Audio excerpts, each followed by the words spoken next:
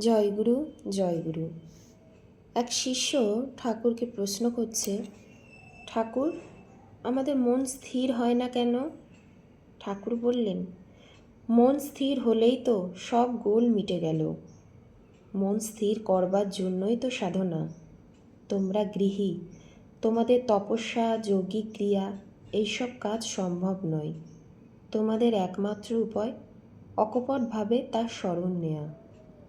তোমরা গৃহস্থ, সংসারী, নানা কাজে যদিও সব সময় ব্যতিব্যস্ত থাকতে হয়, তবু তারই মধ্যে তাকে ডাকার সময় করে নিতে হবে।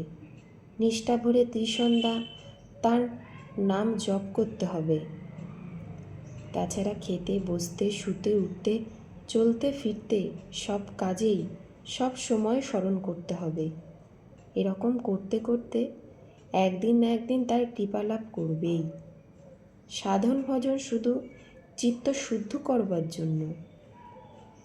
এই যে কামনা বাসনার কথা বলা হয়, এ তো আর একদিনে নয়, কত শত জন্ম জন্মান্তরে সঞ্চিত কর্ম।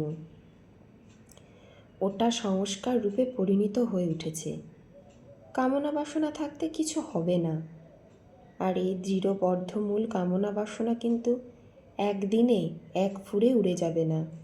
তাই সব সময় তার কথা মনে থাকা চাই। জয়গুরু জয়গুরু।